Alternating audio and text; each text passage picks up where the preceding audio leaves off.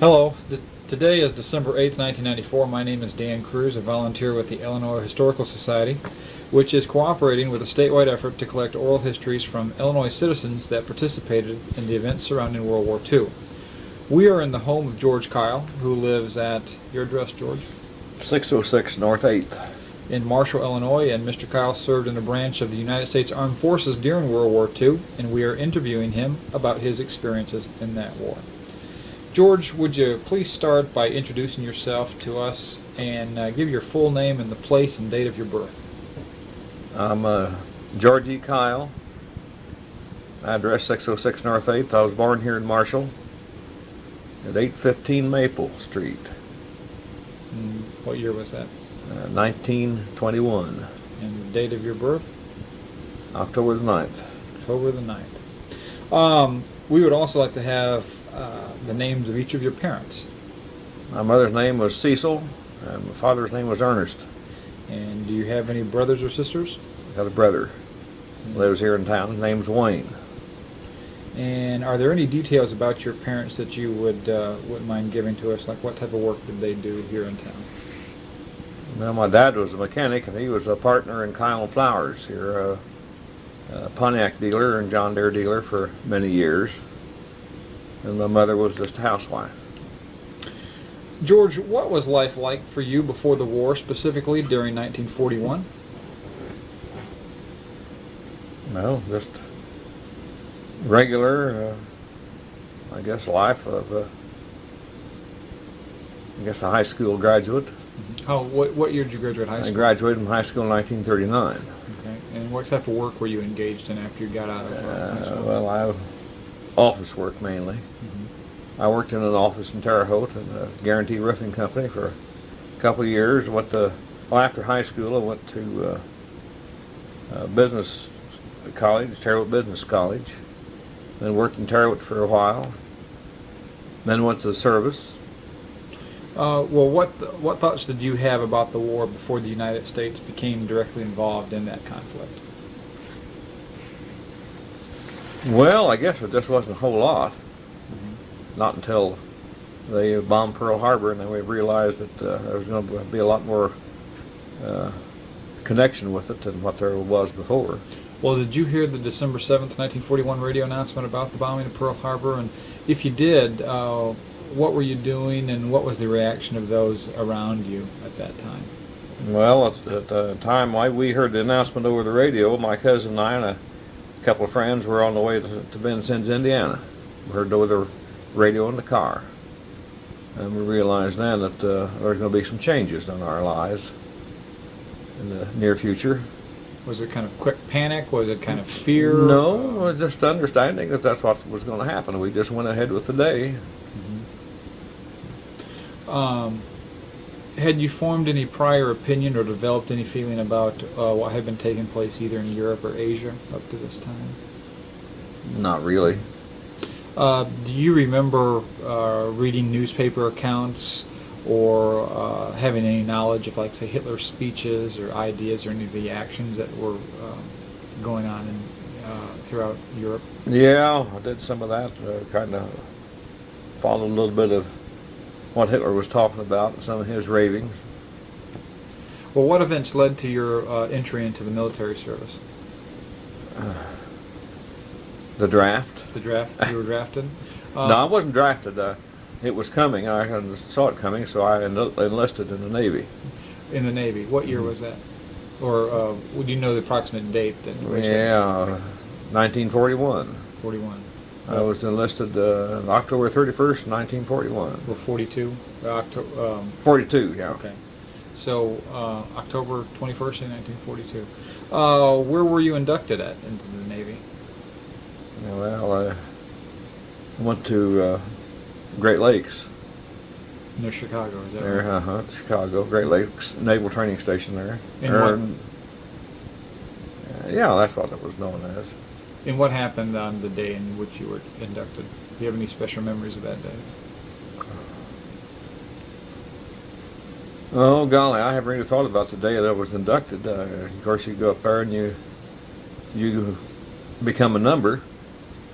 and everything goes by the numbers. You know, you go in and you start getting your clothes and all your things like that, and your shots and everything is all by the number. And then where were you sent after you were in? Then I went to, after I was inducted, I had the boot camp at Great Lakes. Then after that, I went to training school at Madison, Wisconsin. Well, tell me about your training school at Madison, Wisconsin. What kind of things? Well, that was a radio school. I was being trained to be a radioman on a ship, but then I got transferred out of that then into aviation radio. Or through the Navy or the Army Air Corps? For the Navy. Okay. Mm-hmm. So I went to school there at Madison, Wisconsin. I forget now how long that school was. I think about 16 weeks. And we were there during the winter. Once one of the things that I remembered about going up there was the winter that we had in Wisconsin. What was that winter like? It was cold and lots of snow. And we were in school on the campus of University of Wisconsin. Mm-hmm. Stayed in their barracks, ate in their cafeterias. Of course, it was just like being a student there. And took part in, didn't take part, but observed some of their winter sports in an area like that. Hockey and that kind of thing? Hockey and skiing and ski jumps. We had a ski jump right there by the barracks where we stayed on the lakes, on the shores of Lake Mendota. And tried my hand at cross-country skiing and just messed around like that. Well, how long was your training that you were at? Do you remember? Well, golly, there I think it was about 16 weeks. Then we went to operational training at I think that was at Lake City, and then we went to further training down in Boca Chica, Florida. Boca Chica Key, down in the Keys? Mm-hmm, down the Keys. Mm-hmm. Well, what did you think of your training at that time? Oh, it was. I thought some of the guys that I was going through training with, they branched off into other parts of the naval training or aviation, and some of them got into dive bombing, and I was kind of glad I didn't get into dive bombing. And I was kind of glad to be where I was, which is in the medium bombers, twin-engine bombers. Now, were you looking at being part of a flight crew? Is that right? Yeah, yeah. I was radioman on the plane. Did anything special happen to you while you were at your training that stands out in your mind?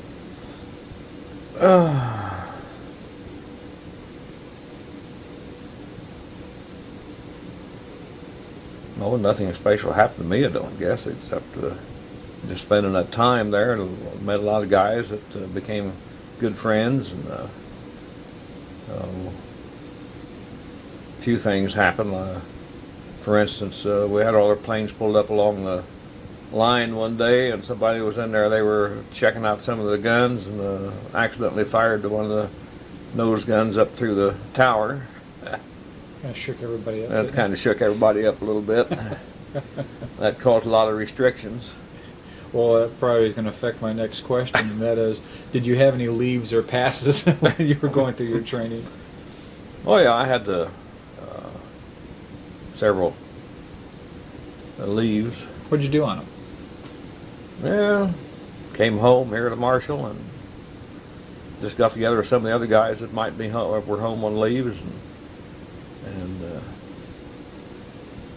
just sort of ran around a little bit, talked to some of the girls. You probably did a little bit of that. You mentioned a couple of places in which you trained. What do you recall of this period about the places where you were stationed and maybe the friends that you made? And did you have any association with civilians? Well, yeah, there was some association with some of the civilians, female.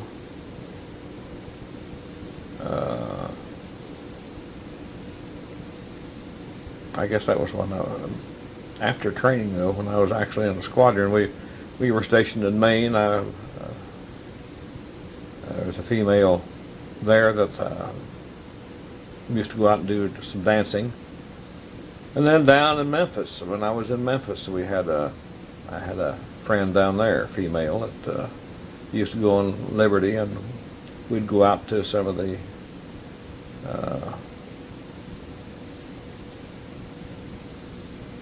parks around there. I guess they had large dance arenas and rides, sort of a carnival atmosphere around.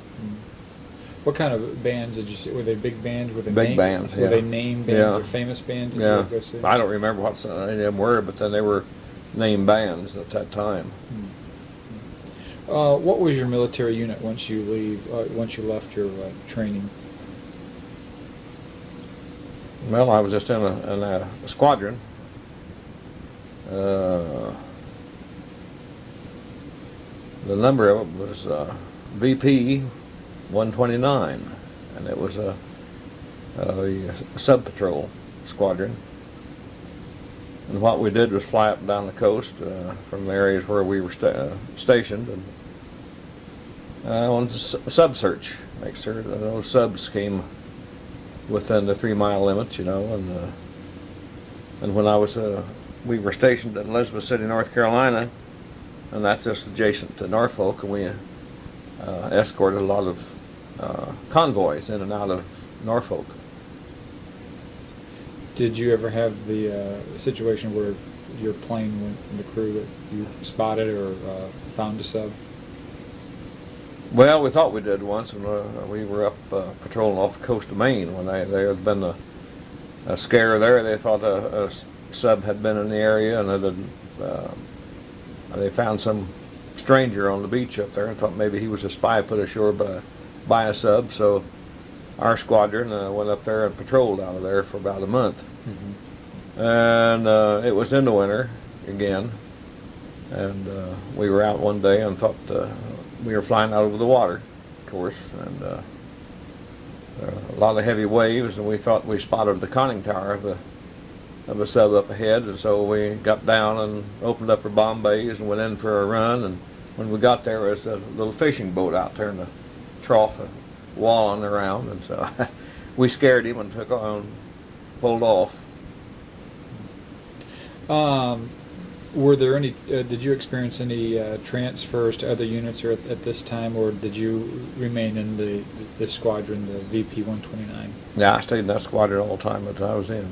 I joined the squadron down to South America, and they'd been down there for their length of stay, and we're on the way back to the States, and we came back to the States to Providence, Rhode Island, and flew out of there for a while, and then we went to Elizabeth City, North Carolina, and that was our station for a couple of years. Let's go back and give me a chronological dates and locations of where you were beginning once you left your training, where you were sent immediately, or where you were sent upon completion of your training. You say did you start off in South America, you said? That's where I joined the squadron, yeah. After.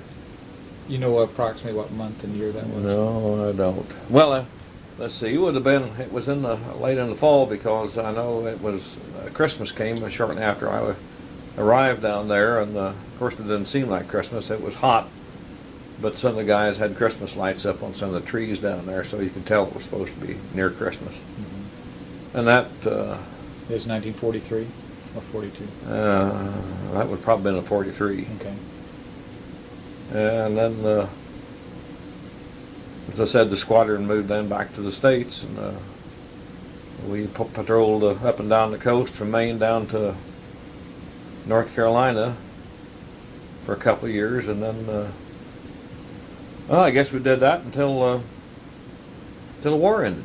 So we decommissioned the squadron then. When you were flying, you're coming from the Midwest, did you have any flying experience before you joined the Navy, or was that the first time? And tell me about that. What that was that exciting for you at that time? It was exciting. It was. I'd flown and taken rides in an old Ford Tri-Motor before when I was a kid, but this was the first time I'd ever really done that much flying, and it was kind of a thrill.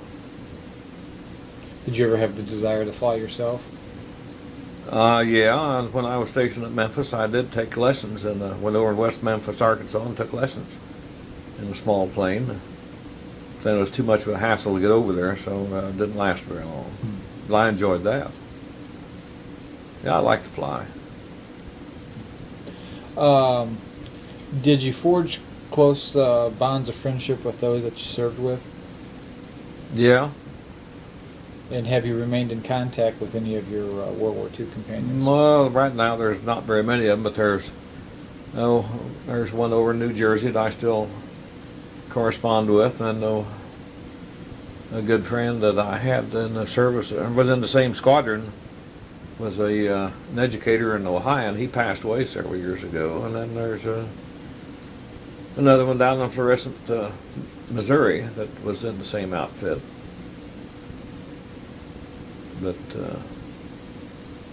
actually, that's about it, as far as close friendships. Tell me a little bit about maybe your military rank and any decorations or any kind of special achievement things that maybe your squadron received while you served. Well, I got to the rank of aviation radioman second class. Aviation radio man second class? Yeah, they call that ARM 2C.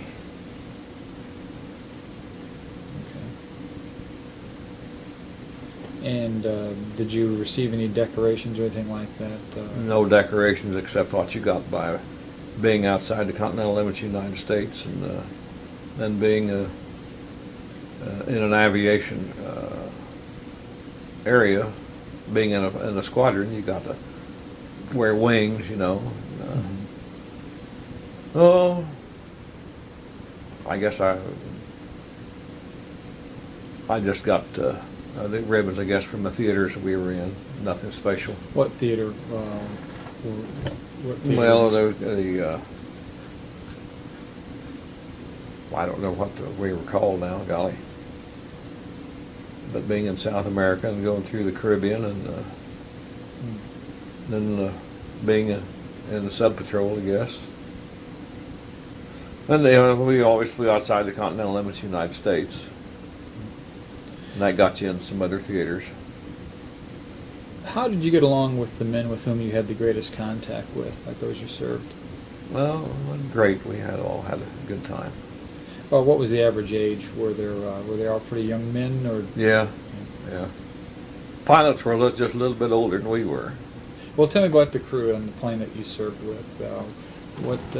Tell me about their personalities, and maybe a little bit about the pilot. Well, I had a regular crew that I flew with, but then we always kind of transferred her from pilot to pilot.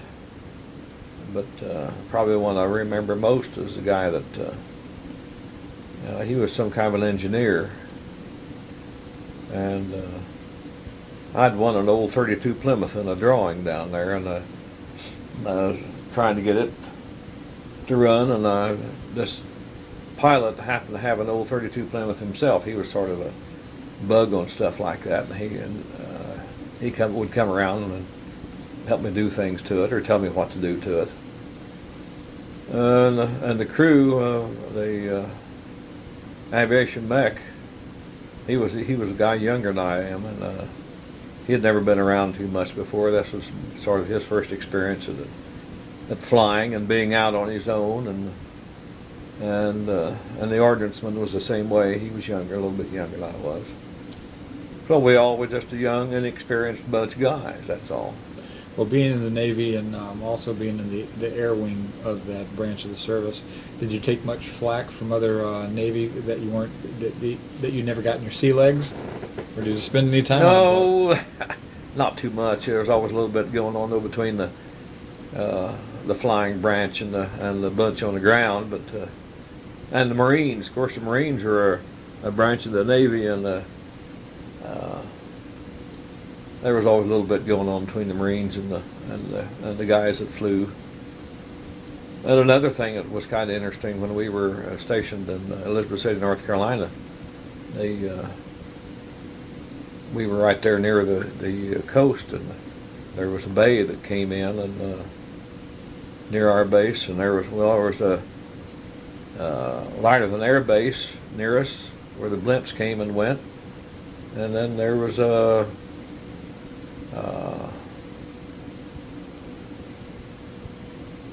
well, let's see, what do they call them now?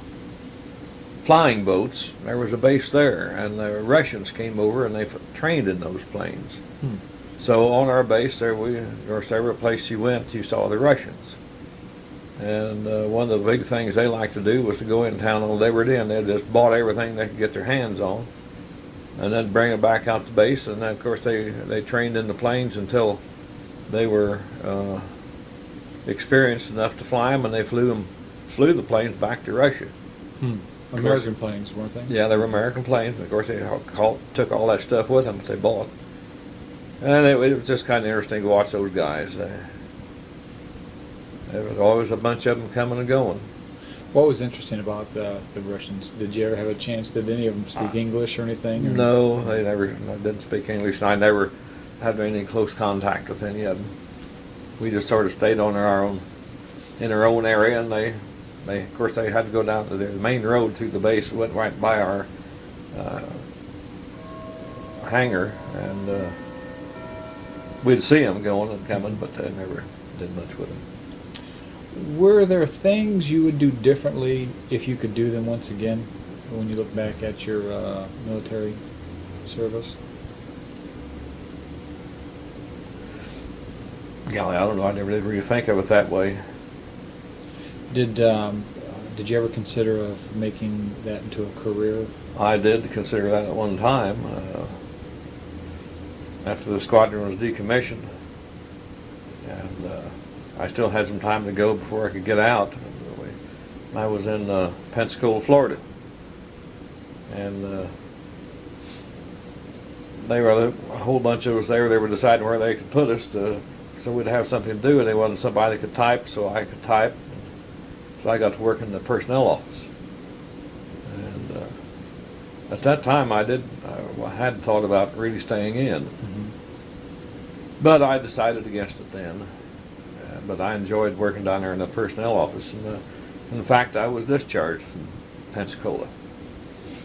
As it came time when the points I had, I was ready to be discharged. Tell me about your discharge. When was that? Well, let's see. When did I get out?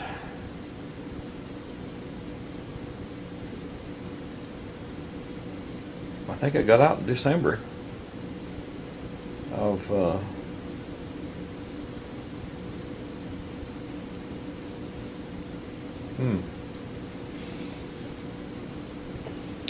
It was a war with the Japanese.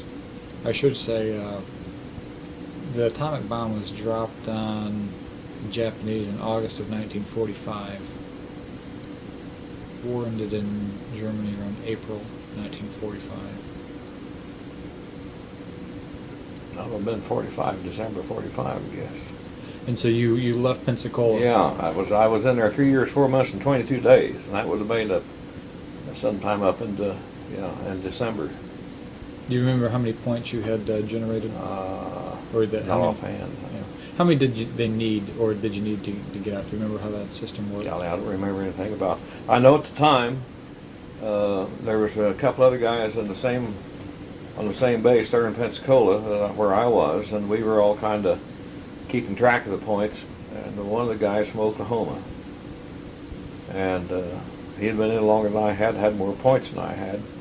And we were having trouble getting points, and it just happened that the yeoman from our squadron was stationed not far from where we were there in Pensacola. He was out on one of the little islands around there. And we got in touch with him, and he came in, and he got things straightened out as far as some of the points that we were supposed to have because of our flying outside the continental limits of the United States. And they got our points all straightened out, and he was discharged, but the way it worked, you could be discharged there at Pensacola, and they would discharge you to the nearest base to your home. Well, he lived in a little old remote place in Oklahoma, so he was going to have to wait a while to get a draft that was going to go to a station near his home. And Well, I don't know. I don't suppose you. I suppose you might call it a fast one. Since I was working there in the personnel office, I typed up a lot of discharge papers, and a lot of the guys were getting discharged if they had a job down there, or if they had a family down there around Pensacola, or had an automobile. They could be discharged there at Pensacola and wouldn't have to wait to go to a base nearest their home. So I sent home and got the engine number off of the dad's car and typed up my papers. I got discharged down there at Pensacola, and the day I got on the train there to leave, the guy that I was talking about a while ago that was from Oklahoma, he was still there waiting. That'd been a month. That all he does is just stand around and wait. Wait, just hurry up and wait, huh? Yeah, to get sent to his station near his home. Well, what was the most difficult thing you had to do during your period of military service?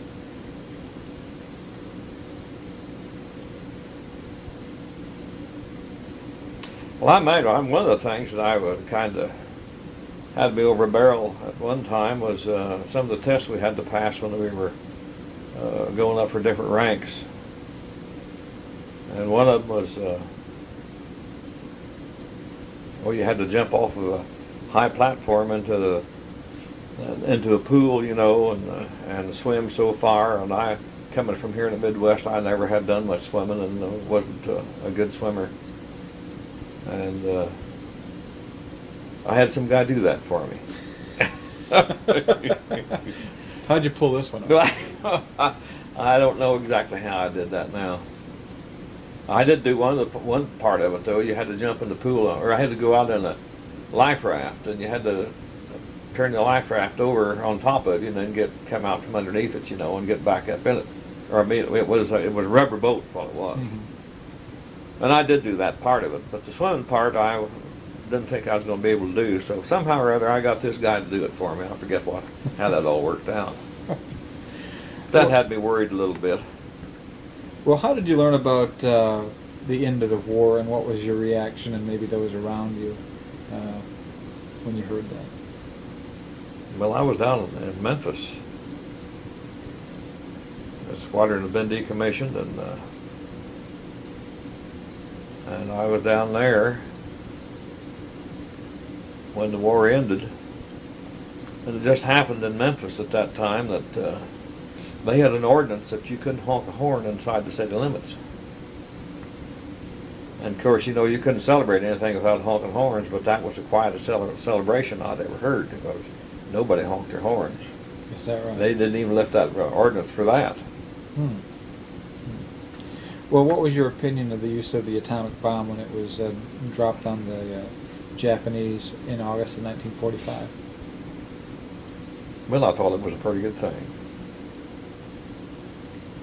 It caused the end of the war. Has that opinion changed over the last 50 years? Not really. Well, we mentioned a little bit about how you're discharged from the service.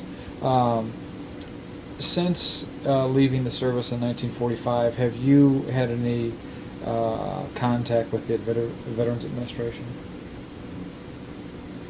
Yeah, I have had. It's been some time ago that I had contact with them.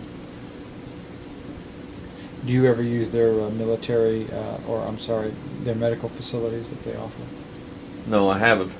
I haven't used that. What is your opinion of the Veterans Administration? Well, I think it's a pretty good thing. Of course, there's always going to be little glitches that come up now and then, but I think overall that's a pretty good thing for all the servicemen that need help sometimes in various ways. Of course, the guys from World War II are getting fewer and fewer. Yeah. Did you write many letters home, and did you receive many letters or packages from your family? Yeah, I wrote home quite often, and I got letters in return from my mother, and she used to make icebox cookies, which I always liked, and she'd send me a box of icebox cookies every once in a while. And they never lasted very long. I always had help. Always had help getting rid of the cookies. Yeah, I huh? always had help getting rid of them. Well, would you like to tell us about how your family supported you during your military life? Some of the things that they did, or the ways they just supported you? Well, of course, writing like that, and they came down to see me when I was down in Memphis. Came to see me when I was up in Madison, Wisconsin. Well, they're just always there, you know. They were, if I needed anything or wanted anything, why, they were always there. How did your experiences during World War II affect your life since that time? Golly.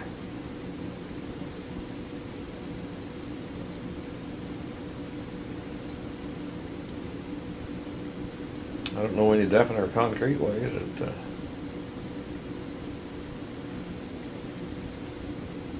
Well, it got me my education for one thing. I went to Indiana State on the Bill of Rights after I got out of the service.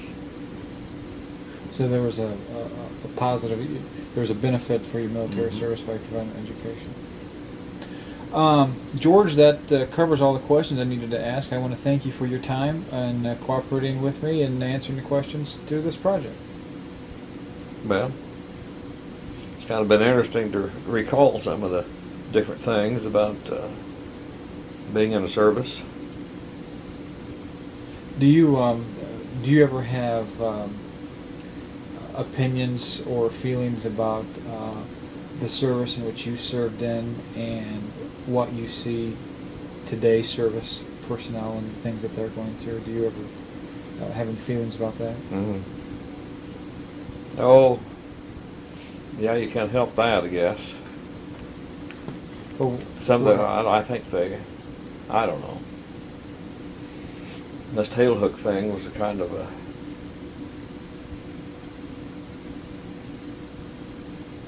I don't know. Of course, I know what the boys were doing there, but I think they got carried away a little bit, and I think the government got carried away a little bit. Or the people that brought all these suits against the service got carried away a little bit too. You know, that's just one of the things that happens. And the girls, they were there. Thank you, George, for your time.